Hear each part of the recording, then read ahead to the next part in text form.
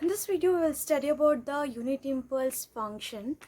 Okay, unit impulse function, it is defined as delta t that is equal to infinity for t equal to 0 and 0 for t not equal to 0. So in the video, that is when I was discussing about the unit step function, I had told you that if I differentiate the unit step function, we are going to get the impulse function. Okay, that I will be dealing with it later. See here, delta t is equal to infinity. That means only at 0 this impulse function will be defined. Okay, that is infinity, means it will be, the height will be infinity. Okay, here it will be represented by an arrow. The height of the arrow, it tells us about the area. Okay, it tells us about the area. So if it is 1, okay, the area is 1 and this one will be your unit impulse function where the area is equal to unity. So if you had 3 delta of t, then it means your area under the function will be equal to 3. So generally if I consider k delta t, your area will be equal to k. So instead of 1, I can write like k besides the arrow mark. Okay, that will specify your area under the function. So area is equal to unity in unit impulse function. You know that by using the definite integrals we can find out the area. So here I will use minus infinity to infinity delta t that is equal to 1. That means area is equal to unity. Okay. So these are the important points to be remembered. Now let me consider the unit step function, that is non-idealized unit step function. That means it doesn't change suddenly from 0 to 1. Okay, here I'll consider there is a slight slant. Okay, then here it will be unit. Okay, that means the height of the step will be equal to 1. So let me consider this u delta t, like this I will consider. So here this is the point A1. Let me consider this as A1. Now to make this, okay, I have to maintain an area that is equal to 1. Okay, to maintain area is equal to 1. See here A1, then what will be this height? What should be this height to maintain that equal to 1? See the slope. This is the slope of the straight line. So to find it, I can consider this as 0, 0, this as a1, 1, right? So 1 minus 0 divided by, okay, a1. So that will be equal to 1 by a1. So the differentiation of this will be 1 by a1. That means the slope will be equal to 1 by a1. This is your height. Okay, 1 is height. 1 by a is slope. You know the differentiation of u delta t, that will give you the impulse function, right? So I will consider impulse function here. Okay, so at this a1 you are going to get 1 by a1, right? This is the derivative. What is the slope of this? It will be 1 by a1. So 0 to a1, the slope will be 1 by a1. What is the differentiation of a constant? That will be equal to 0. Okay, so let me consider like this. Next I will consider a point A2. Now we have to find the slope of this. Okay, slope of this will be 1 by A2, right? To maintain the area 1, okay, to maintain the area is equal to 1, what I will do, see this is decreasing, that means see A2 into 1 by A2. So if this is decreasing, okay, what I should do, I have to increase it to maintain that equal to 1, right? So what happens, I will increase this 1 by A2. This is A2. So the width is going to reduce and height is going to increase here. So next I will consider here, that is a point A3. So here it is A3. Again this has reduced now. Now again the height will go on increasing.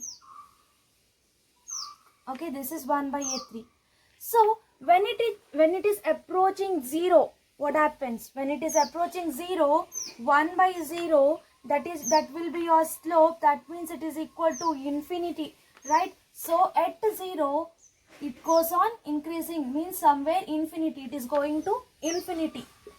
This is your delta, that is impulse function. So at 0 you have the height equal to infinity, area will be equal to unity, okay, then width will be equal to 0. Height is equal to infinity, area is equal to unity, width is equal to 0, okay. So this will be your parent signal of impulse function, right? Because using this I am deriving the impulse function. So now I can consider d by dt. See, this one is 1, okay. So when you see, delta of t will be defined as infinity for t equal to 0, 0 for t not equal to 0, right? So this, when it approaches 0, okay, delta t limit, when delta approaches 0, that becomes your delta of t, where magnitude will be equal to infinity, okay. So this is another one to remember. So when it approaches 0, it will be your impulse function delta of t, where at t is equal to 0, you have that magnitude equal to infinity and area will be equal to 1. If I consider a square waveform, okay, square function, rectangular function, triangular function. So now I will consider this. See, this is A1. To maintain an area equal to unity, what I will do? 1 by A1, right? This one will be 1 by A1. So I have got the area that is equal to 1 here. Now if I reduce this, okay, that means if I decrease the width, what happens? This will increase. This 1 by A2 should be increased to maintain unity area. So here A3, again it will be like this. Then at a point, what happens? It becomes infinity to maintain a unit area, right? So this is also your parent signal of impulse function. If I consider a triangle like this, see, minus a to a, so this is 1 by a. So half into base will be equal to a, height will be equal to 1 by a, plus you have another triangle. This is the first triangle, this is the second triangle.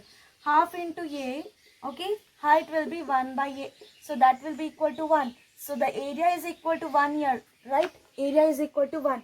Now if I come towards 0, so as I go on approaching till 0, okay, what happens? Your height will be increasing, okay, your height will be increasing.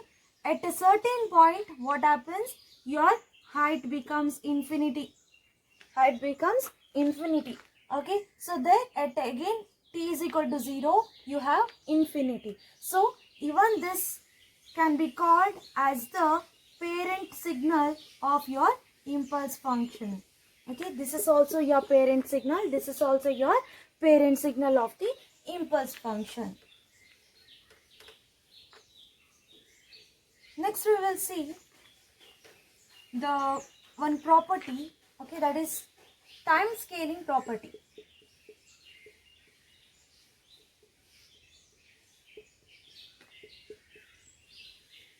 Time scaling property is given like this. Delta AT, that will be equal to 1 by mod A delta of T. Okay, just remember, delta of 2T, that means it will be equal to 1 by 2 delta of T. Okay, now delta of minus T is equal to delta of T. It is given. Okay, delta of minus T will be equal to delta of T. How? See, if I substitute A is equal to minus 1, you will get minus T 1 by mod minus 1 delta of T. So mod of minus 1 will be equal to 1. So delta of minus T will be equal to delta of T. Okay. So this is another thing to remember. So this is another one. This is the scaling property. From scaling property, we can prove this. The third point is delta of T minus A, that will be equal to delta of A minus T. How can you prove this? See, once again, here I will take minus common. Okay. So it becomes delta of minus of t minus a. You know delta of minus t is equal to delta of t. So I can write this as delta t minus a, right? LHS is equal to right hand side. So that is also good. So remember this. So if you get the problems like 1 minus t, then you can directly write it as delta of t minus 1. Okay? It is equal to delta of t minus 1. Next comes the product property of impulse function.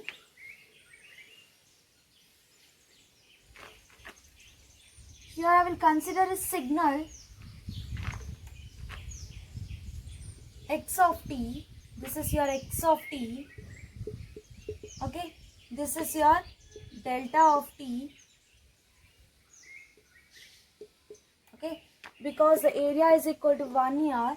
Okay, now what happens at other points, you have the value equal to 0. Delta of t is equal to 0 for t not equal to 0.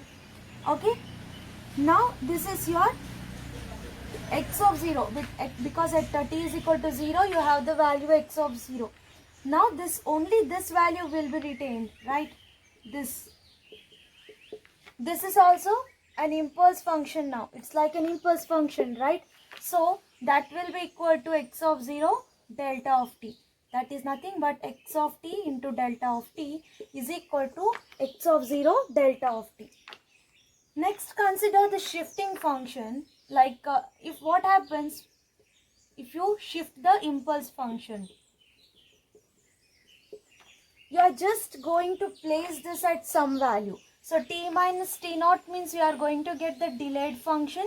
Here you are going to get the advanced function. So delayed function is nothing but this one will be moved towards the right by t naught units, and in delta t plus t naught it will be moved towards the left by t naught units. So here t minus t naught, somewhere here it will be there. Okay, this is the area 1. So this is delta of t minus t naught. Like next, if it is moved towards the left by t naught units, okay, this is the area 1. This is delta of t plus t naught. Okay, there is no change in area, there is no change in magnitude. Just it will be shifted either towards the left or towards the right. Okay, next if I consider another product property, x of t delta t minus t naught. Here we have considered the shifted version of your impulse function. In this case, it will be x of t naught into delta of t minus t naught. Why? Because see here, I have shifted here, okay, that is towards right, t naught. That means at this particular value, what it will be, it is t naught. So this will be your x of t naught, right? So again that will be a kind of impulse function, okay, x of t naught. So I can write this as x of t naught delta of t minus t naught. It's an impulse function. Next we will consider shifting property. See, minus infinity to infinity x of t delta of t into dt. What will be the value of this? You know delta of t, it is defined at t is equal to 0, right? So we have to substitute t is equal to 0. That means x of 0, okay, minus infinity to infinity delta of t dt. If this is a constant x of 0, so I'll bring it outside. Minus infinity to infinity delta of t dt. So what will be the value? I had said you that minus infinity to infinity delta t, that will be equal to 1. Area is 1. So this is 1. That means answer is x of 0 for this. Next is minus infinity to infinity x of t delta of t minus t naught dt. In this case, the function, impulse function is defined at t is equal to t naught. When you substitute whatever it is inside the brackets to 0, that is t minus t naught is equal to 0, you get t is equal to t naught. Means your impulse function is defined at this particular time. So that will be substituted here, minus infinity to infinity x t naught delta t minus t naught dt. So this also will be equal to constant. So I will bring it outside. Then the integral of delta of t minus t naught dt, that will be equal to 1. So the value will be x of t naught. So these are some of the important properties of impulse function. Okay, you have to remember this.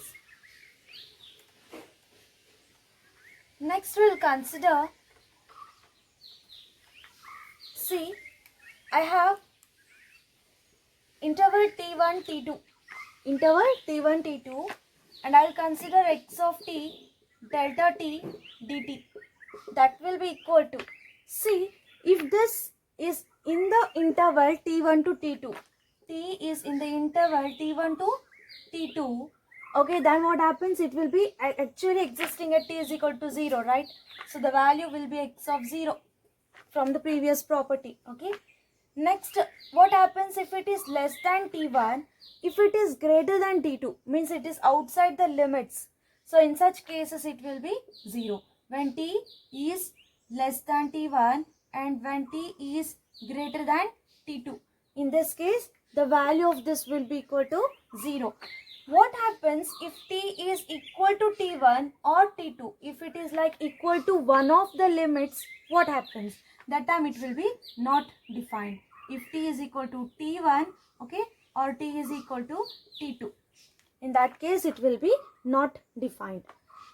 t1 to t2, x of t delta t minus t naught. Here I will consider the shifted version of the impulse function. In this case, if this is t minus t naught is equal to 0, that means it is existing at t is equal to t naught. In that case, I will check whether the t, okay, that is t naught, if it is in the interval. In such case, it will be equal to x of t naught. What happens if t naught is greater than t1, not t2, and t naught is less than t1? Okay, outside the limits. That time it is equal to 0. If it is equal to t1 or if it is equal to t2, then it will be not defined. Okay, you have to remember these two also. Next comes another property.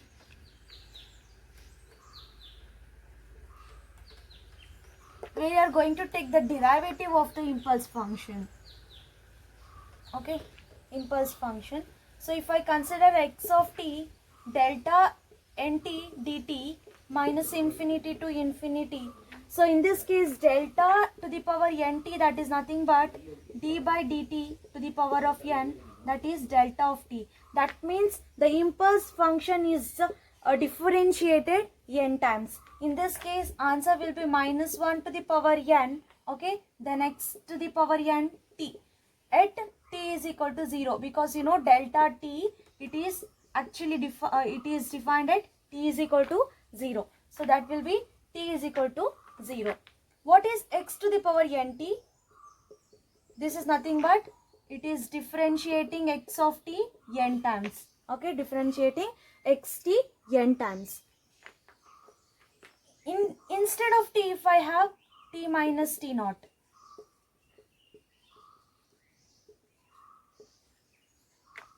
t minus t naught, that means here t will be equal to t naught, that is impulse function is existing at t naught. Okay, so instead of this you have to substitute, everything is same, just a substitution, that t is equal to t naught. Okay, these are another two. Next we will consider delta is a function of t, right? Delta t. But instead of this, now we will consider g of t function. It is g of t is a function of t.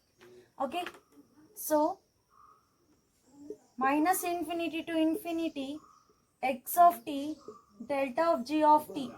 Okay, you know delta of g of t at t is equal to 0, you will be having some value. If it is not equal to 0, obviously it will be equal to 0. So now what happens, to find it out, you have to consider the function of g of t, find the roots. Find the roots. Okay, if the roots are real, and if you have only one root, one real root, in that case it will be equal to delta t minus t naught divided by g dash t naught, that will be mod. G dash t naught is nothing but you have to differentiate g of t with respect to t, and then t is equal to t naught. That particular root, it should be substituted in the place of t. What happens if you have more than one root? In that case, you will take summation delta of t minus ti divided by mod of g dash ti. Okay, that will be the case when you have more than one real root.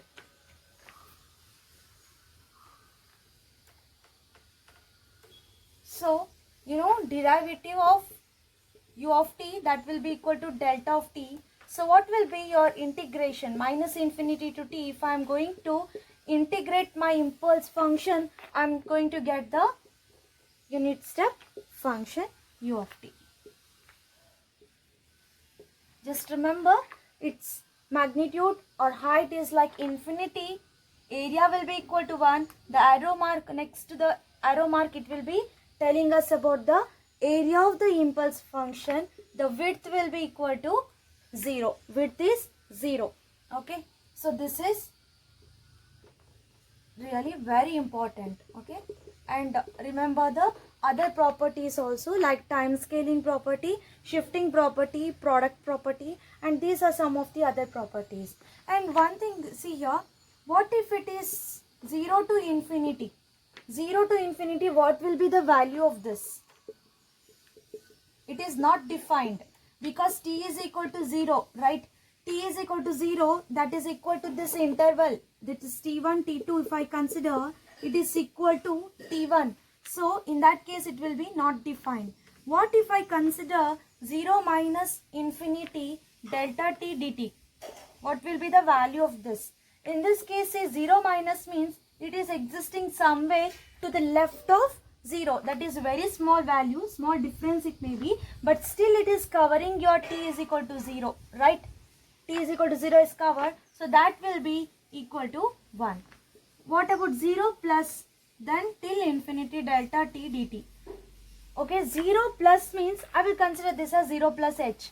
That means it is somewhere outside this 0. Means it is not covering your t is equal to 0.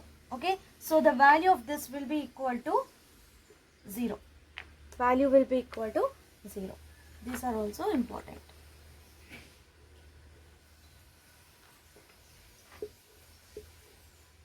This unit impulse function is also called as Dirac delta function. Dirac delta function.